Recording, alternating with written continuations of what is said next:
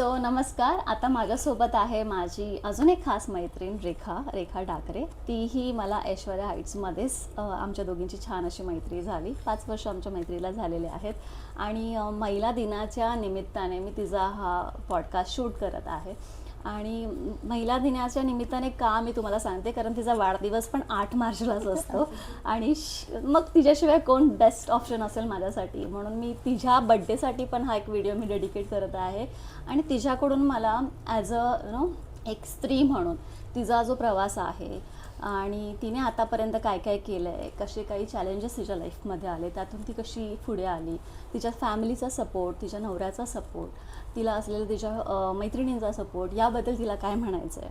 आणि ज्या मुलींना, ज्या स्त्रियांना काहीतरी करायचं आहे तर ते घर सांभाळून पण त्या कशा करू शकतात, याबद्दल आपण रेखाशी गप्पा मारणार आहोत. So Rekha, welcome to my podcast. So कशी आहेस रेखा? मी मस्त. ओके. सो रेखाला मला विचारायचं आहे की रेखाने एक मस्त एक्झाम्पल आहे की तिने पहिला स्वतःचं म्हणजे ती जॉब करत होती आणि मग तिला मूल झाल्यानंतर तिला तो जॉब सोडावा लागला. तर मला तिला विचारायचं, ते डिसिजन घेणं इझी होतं की टफ होतं? तुझं त्यावेळी तुझी मानसिकता काय होती? कारण जॉब सोडणं हा खूप मोठा डिसिजन असतो आणि तो स्त्रीने घ्यायचा असतो, हा त्यातून एक मोठा डिसिजन असतो. तर काय वाटतं तुला त्याबद्दल? मी कॉलेज झाल्यानंतर कंटिन्यू जॉब करत होते, बट आफ्टर वेडिंग त्याच्यानंतर थोडे प्रॉब्लेम्स यायला लागले, कारण लांब होतं, दहिसरला होते, मग मी जोगेश्वरीला शिफ्ट झाली लग्नानंतर. सो थोडंसं मॅनेज करायला डिफिकल्ट होत होतं, घर, जॉब आणि सगळंच. तरी मी कंटिन्यू केलं 1 इयर 2 इयर. त्याच्यानंतर प्रेग्नन्सी. ओके. सो प्रेग्नन्सीमध्ये अजून थोडे प्रॉब्लेम्स क्रिएट झाले. ओके. सो त्याच्यातही थोडे दिवस मी कंटिन्यू केलं, थोडे मंथ्स कंटिन्यू केलं, पण नंतर प्रॉब्लेम्स वाढत गेले. सो मला एक डिसिजन घ्यावं लागलं. पण हे डिसिजन तू घेतलं की तुला फोर्सफुली कुणी घ्यायला लावलं? फोर्सफुली नाही घ्यावं लागलं, बट माझे एक हजबंड आणि माझं म्युच्युअल अंडरस्टँडिंग. ओके. ठीक आहे, नाही जमत सो आहे यू तर थोडं हॅव आपण टेकन स्विच अ करूया. बॅक की ठीक आहे, you continue with your job, मी थोडा वेळ पॉज करते, कारण माझ्या मुलाला आता माझी गरज आहे. आणि एक ते मातृत्वच असतं ना, एक मदरहूड असतं की आईला ते डिसिजन घ्यावंच लागतं. म्हणजे खूप साऱ्या तुम्ही बघू शकता मोठ्या मोठ्या क्षेत्रातल्या लेडीज आहेत, त्यांचं सक्सेसफुल करिअर चालू असताना जेव्हा बाळ होतं त्यांना, आणि बाळासाठी वेळ देणं जेव्हा खूप महत्त्वाचं असतं त्या टप्प्याला, तेव्हा स्त्रियांना तो पॉज घ्यावाच लागतो. आणि ह्याचं एक वेगळं प्रेशर पण येतं, कारण मला असं आठवतं जेव्हा मी माझ्या स्वराजला घरी ठेवून जेव्हा मी जायची, कारण तो प्रीमॅच्युअर्ड होता, लहान होता, आणि मी ऑफिसला गेल्यानंतर मला एक गिल्ट यायची, एक वेगळंच गिल्ट असायचं की कसं काय मी माझ्या मुलाला सोडून जाऊ शकते, कसं काय मी त्याच्यापासून लांब राहू शकते. पण एक बाई म्हणून आपल्याला ते गिल्ट असतं ना, आणि मग आपण ते डिसिजन घेतो की नाही, आता मला थांबलं पाहिजे. पण मग किती वर्षाचा ब्रेक तू घेतलास आणि त्यानंतर मग तुझ्या मनात काय चालू होतं, आणि मग तू कसं तुझं एक छोटंसं एंटरप्रेनर बिझनेस तू स्टार्ट केलास?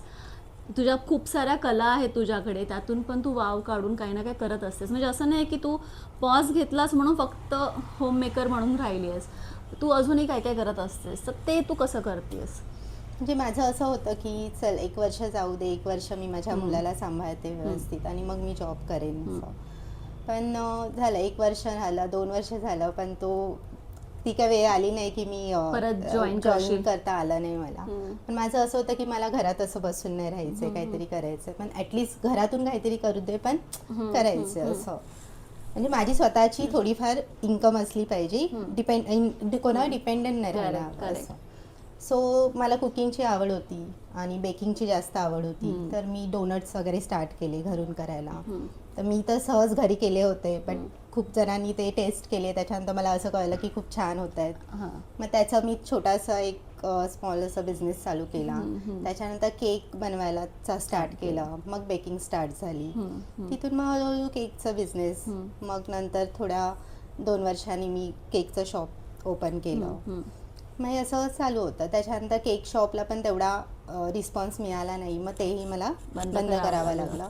पण मी तेही बंद केलं असलं तरी मी घरून कंटिन्यू ऑर्डर्स चालू ठेवल्या, चालू आहेत ऑर्डर्स वगैरे. सो करते मॅनेज, म्हणजे घर, माझा मुलगा आणि माझं हे थोडंफार so she is the ideal example. खूप साऱ्या लेडीजने ना जे बेकिंग स्टार्ट केलं आहे किंवा काहीतरी वेगवेगळे इनोव्हेटिव्ह होममेड प्रोडक्ट्स बनवतात, काही लोक सोप बनवतात, कॅन्डल्स बनवतात आणि घरातून जेवढं जमेल खूप साऱ्या लोकांनी यूट्यूब चॅनल्स काढलेत आपल्या रेसिपीचे. म्हणजे प्रत्येक स्त्रीला ना काहीतरी स्वतःचं अस्तित्व निर्माण करायची एक वेगळीच एक हे असते, कुणकुण असते किंवा एक तिला ती आग असते पोटामध्ये की मी फक्त एवढ्या ह्याच्यामध्ये सीमित नाही राहणार आहे, तर मला ह्याच्या पुढेही काहीतरी एक माझी म्हणून एक ओळख असली पाहिजे. आणि त्यासाठी प्रत्येकजण आता मी बघते की ज्या लेडीजना जो काही वेळ मिळतोय तर ती असाच वेस्ट करत नाही आहे, ती त्याचाच एक वेळ चांगल्या कामासाठी सार्थकी लावते. मग त्यातून त्या रेसिपीज बनवणं असू दे किंवा अजून काही हॉबीज आत्मसात करणं असू दे किंवा काही दुसऱ्या गोष्टींसाठी ना स्वतःचं कॉन्ट्रीब्युशन देणं असू दे. कारण मी जेव्हा बघते एक्झिबिशन्सना जाते, सगळ्यात जास्त महिलांचे स्टॉल असतात, वेगवेगळ्या प्रकारच्या त्यांचे एक्झिबिशन्स आहेत. तर महिला जरी पॉज घेतला असेल तरी त्यांच्या करिअरमध्ये तरी त्या थांबत नाहीत, फक्त घरच नाही सांभाळत, त्या काही ना काही वेगळ्या वेगळ्या ॲक्टिव्हिटी करतच असतात. म्हणजे त्या घर सांभाळतात, मुलांना सांभाळतात आणि त्यांच्या स्वतःच्या ज्या हॉबीज आहेत ना त्याही जपतात.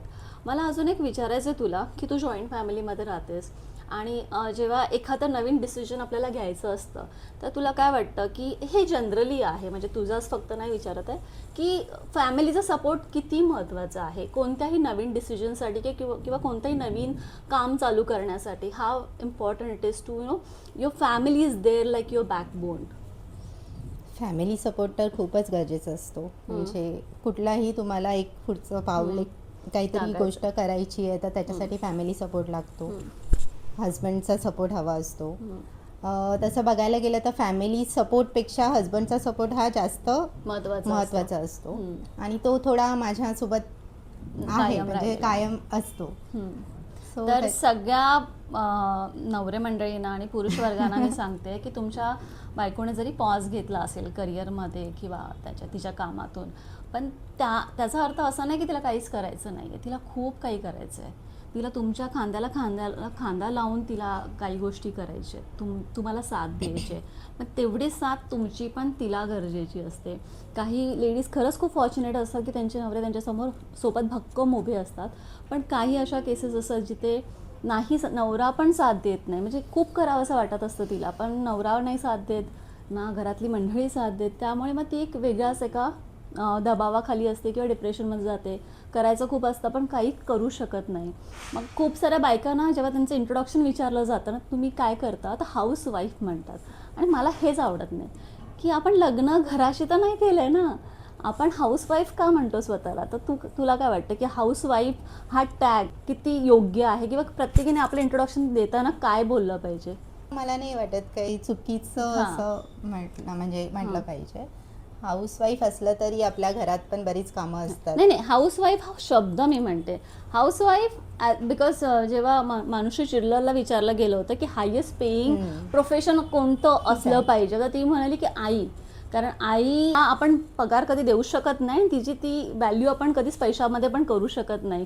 तर दिस इज थँकलेस जॉब, म्हणजे जे आपण करतो आपल्या फॅमिलीसाठी, कुटुंबासाठी. पण मला असं वाटतं की तुम्ही एक होम मेकर आहात, हाऊसवाईफ नाही आहात. तुम्ही वाईफ तुमच्या नवऱ्याच्या आहात, हाऊसवाईफ. आणि खूप लोकांना त्याच्याकडे एक वेगळ्या दृष्टीने बघतात आणि मग ते एक हर्ट होतं. What you feel about that? So वाईट वाटतं ना की असं का? अरे आम्ही पण घर सांभाळतोय, 4 गोष्टी करतोय, घरातून मी छोटा मोठा माझा बिझनेस करतेय, मग तुम्ही एक वेगळ्या नजरेने मला बघायची गरज नाही आहे. I also deserve the same respect as working woman. आणि मला माहिती आहे निलिमाने एकदा स्टेटस ठेवलं होतं की सगळ्याच बायका वर्किंग असतात, काहींना सॅलरी मिळते तर काहींना सॅलरी मिळत नाही.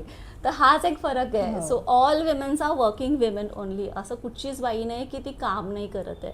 त्यामुळे ह्या महिला दिनाच्या निमित्त मी सगळ्यांना हेच सांगू शकते की कोणत्या स्त्रीला कमी किंवा लहान मोठं ठरवू नका. प्रत्येक स्त्रिया त्यांच्या पद्धतीने त्यांची कामं आणि त्यांची कर्तव्य निभवत असतात. तिला फक्त काय हवं असतं ना, एक रिस्पेक्ट, मान, सन्मान आणि समजून घेणं. हे फक्त आपण दिलं ना त्या स्त्रीला, ती स्त्री तुमच्यासाठी जग जिंकायला पण तयार असेल. तर ह्या महिला दिनानिमित्त मी तुम्हा सर्वांना सांगू शकते, तुमच्या आयुष्यात जी कोणी महिला असेल जर तुम्ही स्वतः महिला असाल तरी तुम्ही दुसऱ्या महिलेला तेवढाच मान सन्मान आदर दिला पाहिजे, तर ती तुमच्यासाठी जग जिंकायला पण तुमच्यासाठी उभी राहील. थँक्यू.